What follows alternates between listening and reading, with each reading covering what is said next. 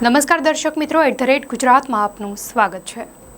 ગાંધીજીની કોંગ્રેસના અધ્યક્ષ તરીકેની ચૂંટણીને 100 વર્ષ પૂર્ણ થવા પર કોંગ્રેસ દ્વારા તેમની જન્મભૂમિ ગુજરાતમાં સાબરમતી નદીના કિનારે 2 દિવસીય રાષ્ટ્રીય અધિવેશનનું આયોજન કરવામાં આવ્યું છે। અધિવેશનનો આજે બીજો દિવસ છે। આ રાષ્ટ્રીય અધિવેશનમાં કોંગ્રેસના દિગ્ગજ નેતાઓ હાજર રહ્યા છે। આ અધિવેશનથી ગુજરાતમાં કોંગ્રેસ પોતાના પાયા વધુ મજબૂત કરવા માંગે છે। આ સિવાય અધિવેશન એ માત્ર ભાજપને જવાબ આપવા માટે જ ભરાયું હોય તેવું લાગી રહ્યું છે, કારણ કે ગુજરાત ભાજપનો ગઢ છે અને આ ગઢ પર પોતાની શાખ જમાવવા કોંગ્રેસ હવે મેદાને આવી છે અને આ અધિવેશન ગુજરાતના આંગણે યોજાઈ રહ્યું છે। ત્યારે અધિવેશનમાં ગેનીબેન ઠાકોરે હુંકાર ભર્યો હતો અને ભાજપને હરાવવા એડીચોટીનું જોર લગાવશે તેવું પણ કહ્યું હતું। અધિવેશન પહેલા કોંગ્રેસના ફાયરબ્રાન્ડ નેતા અને સાંસદ ગેનીબેન ઠાકોરે જણાવ્યું હતું કે 64 વર્ષ બાદ ગુજરાતમાં અધિવેશનનું આયોજન થઈ રહ્યું છે, ત્યારે અમારું શીર્ષ નેતૃત્વ ગુજરાત પધારશે। અધિવેશનના માધ્યમથી અનેક ઠરાવો થવાના છે અને ઠરાવોના માધ્યમથી કોંગ્રેસના લોકો છેવાડાના માણસ સુધી જશે।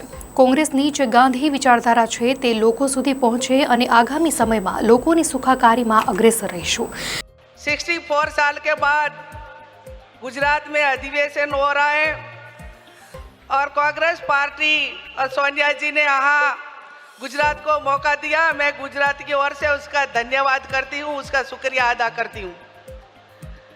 अगर खड़के साहब ने और हमारे member of parliament Shashi Tharoor साहब ने वहाँ प्रस्ताव रखा, उसका मैं सपोर्ट करती हूँ और आने वाले दिनों में हम सब साथ मिलकर जो उसने जो बात रखी है वो बात आगे बढ़ाएंगे।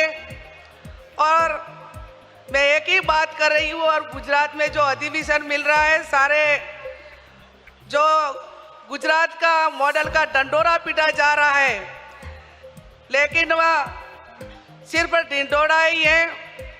सबसे ज़्यादा बच्चे जो कुपोषित हैं वो गुजरात में हैं।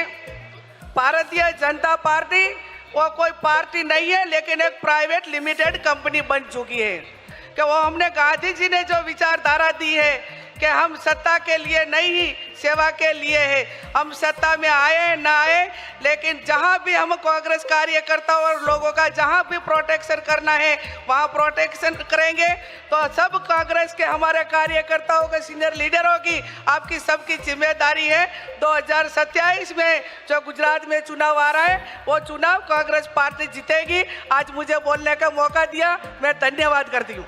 ગેનીબેન ઠાકોરે ગુજરાત સરકાર પર પ્રહાર કરતા કહ્યું કે 64 વર્ષ બાદ અધિવેશન થયું છે। સોનિયાજીએ તેનો મોકો આપ્યો છે, જે પ્રસ્તાવ મૂક્યો છે તેને આગામી દિવસોમાં આગળ વધારવામાં આવશે। ગુજરાતમાં સૌથી વધુ કુપોષિત બાળકો છે, મહિલાઓ પર અત્યાચાર વધ્યા છે, પરંતુ કોઈ પગલાં લેવાતા નથી। ભાજપ પ્રાઇવેટ લિમિટેડ કંપની બની ગઈ છે તેવું ગેનીબેને જણાવ્યું। ગુજરાત મોડલની ખાલી વાતો જ થાય છે। ગાંધીજીએ કહ્યું છે, સત્તા માટે નહીં પરંતુ સેવા માટે છીએ। ભલે સત્તામાં ના હોઈએ પણ કામ કરીશું। 2027માં ગુજરાતમાં કોંગ્રેસ જીતશે અને અમે ભાજપને હરાવીશું તેવું ગેનીબેન ઠાકોરે જણાવ્યું છે।